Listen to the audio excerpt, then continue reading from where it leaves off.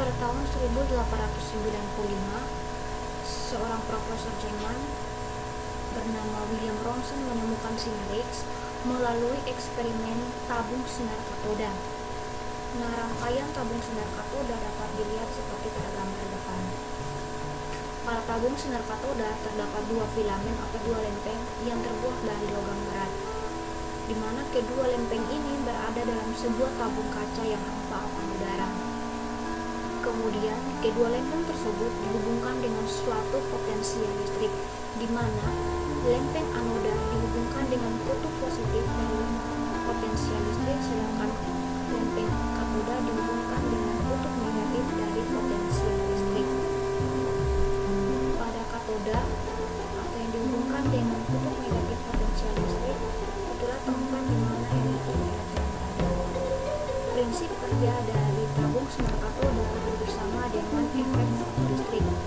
Tapi yang berbeda yaitu pada tabung sinar katoda elektron berada pada lempeng katoda, sedangkan pada efek fotoelektronik elektron itu berada pada lempeng anoda.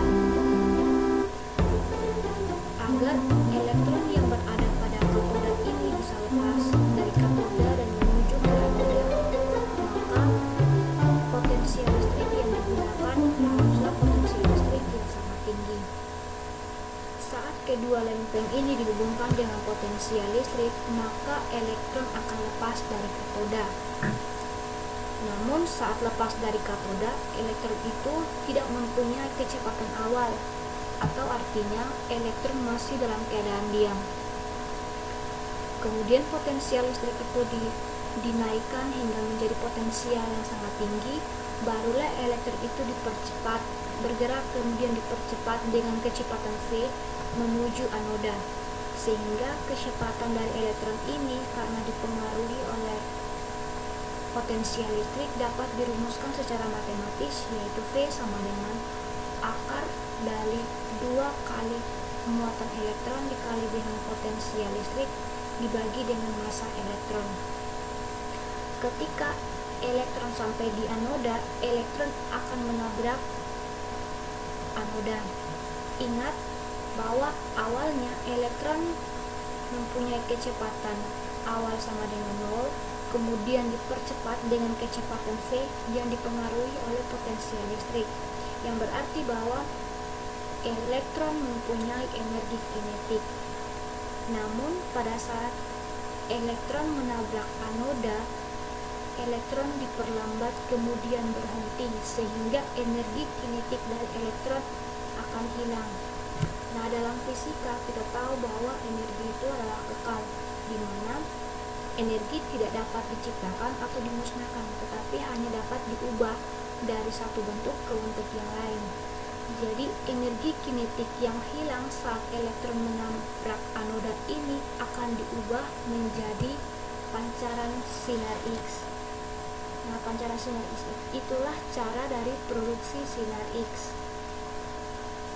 Karena kita berbicara tentang pancaran sinar X yang merupakan salah satu gelombang elektromagnetik, maka kita akan berbicara juga tentang panjang gelombang dari sinar X. Sinar X yang dihasilkan dari proses perlambatan elektron ini diberi nama dengan sinar X Bremsstrahlung. Pada pembentukan sinar X Bremsstrahlung, energi kinetik diubah menjadi energi sinar X, sehingga energi kinetik sama dengan energi sinar X. Energi kinetik dapat diubah menjadi muatan elektron dikali dengan potensial listrik, sedangkan energi sinar X diubah menjadi tetapan Planck dikali dengan cepat rambat cahaya dibagi dengan lambda minimum, sehingga lambda minimum dapat ditulis sebagai H dikalikan dengan C dibagi dengan muatan elektron kali dengan potensial listrik.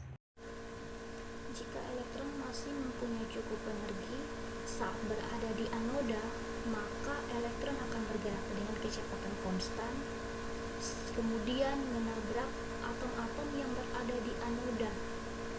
Jika energi kinetik elektron tersebut sama besar atau lebih besar dari energi eksitasi elektron-elektron pada atom yang berada di anoda, maka elektron tersebut akan tereksitasi ke energi yang memiliki nilai lebih rendah, sehingga terjadi kekosongan elektron pada tingkat energi tersebut. Nah, untuk menjaga kestabilan dari atom, maka elektron yang tereksitasi tadi yang mengalami kekosongan tadi akan diisi oleh elektron-elektron yang mempunyai tingkat energi lebih besar.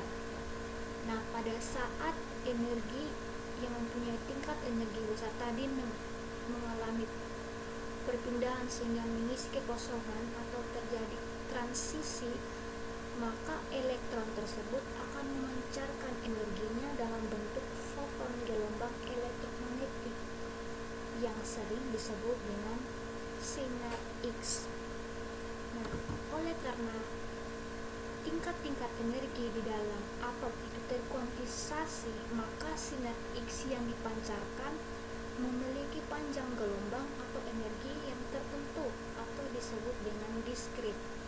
Nah, energi dari sinar X itu besarnya itu sama dengan energi selisih dari kedua energi, yaitu selisih dari energi yang memiliki energi tinggi dengan energi yang lebih rendah. Nah, contohnya di sini, jika elektron tadi itu menabrak elektron pada kulit K, sehingga pada kulit K ini terjadi kekosongan elektron, maka yang bisa mengisi kekosongan elektron ini bisa berasal dari kulit L, kulit M, dan kulit N. Nah, jika kulit L pada elektron pada kulit L ini yang mengisi kekosongan pada kulit K, maka sinar X itu disebut dengan sinar X K alfa. Apabila yang mengisi kekosongan pada kulit K ini adalah kulit M, maka disebut dengan sinar X K beta. Dan kemudian jika yang mengisi kekosongan pada kulit K ini berasal dari kulit M ini disebut dengan sinar X K gamma.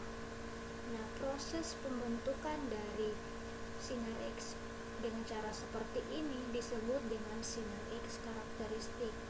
Nah, pada sinar X karakteristik ini, sinar X yang dipancarkan ini memiliki energi atau lambda yang diskrit atau tertentu, sedangkan pada sinar X Bremsstrahlung tadi itu panjang gelombang atau energi yang dihasilkan itu tidak bersifat diskrit, melainkan bersifat kontinu.